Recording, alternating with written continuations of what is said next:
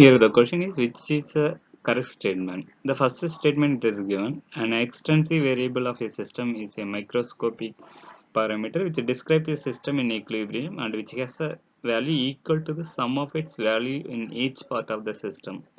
The second statement is the intensive variable depend on in mass and size of the substance. The third statement is example for the intensive variable is entropy.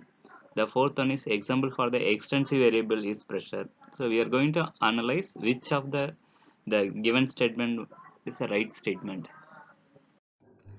In the first statement, it's a given that option, that statement is the extensive variable is a macroscopic variable which describe the system is in equilibrium. The first statement.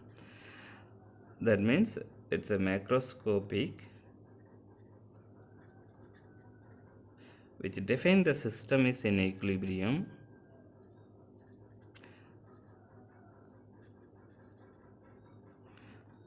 Then it's a extensive.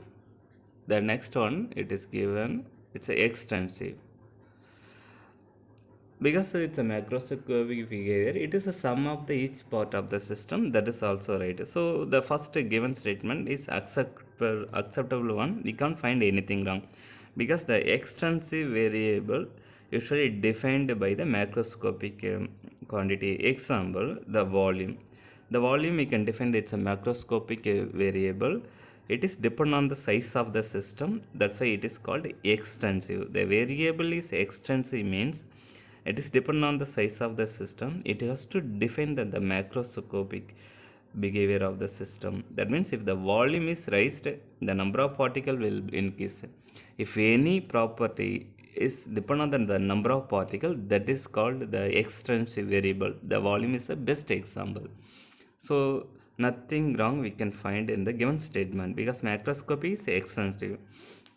The second option, it is given the intensive variable depend on in the mass and then size of the substance. Intensive means first we want to know what is the intensive. Intensive means it is independent of the size. That means independence of the microscopic constitution of the system. That means individual atom or molecule inside the system, it is independent. That is we can call intensive variable. Best example we can say the temperature. If the size of the system is increasing, that means temperature doesn't increase.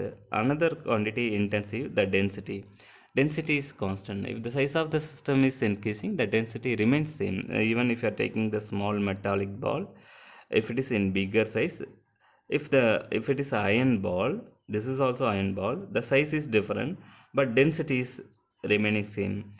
That means it is a intensive variable. Even if it is changing the size, the number of particle is increased but the density remains same. That's why we can call it intensive. Here they are given in the option, the intensive variable depends on the mass, depend on the mass of the system. So it is wrong. It is independent of the mass of the system. The option C, it is given example for the intensive variable is entropy. So they are given the intensive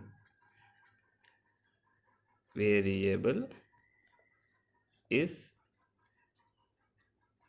entropy, but that is not actually true. Entropy is an extensive variable. It is not an incentive variable. Suppose if you are increasing the number of particle, the entropy will keep on increase. Example, if you are look at the equation, that ds equal to dq by t, or else you can yeah, the dq is nothing but is de plus p dv divided by t. Look at that right hand side. The t is intensive, but this v, or else another way you can define this. Yeah, you can conclude from here. The energy is depend on the number of particle. If the number of particle is increased, the energy will increase. In the same manner, the volume, the change in volume also, it's a extensive quantity. It's depend on the the number of particles. So once if these two are extensive, then this is entropy also extensive. That means the entropy also will increase as energy is increase, as volume is increase. That means the entropies depend on the number of particle in the system. So it is not a intensive, it is an extensive. So this is a wrong statement is given. The final option, the D, the extensive variable is pressure. We need to check whether the extensive variable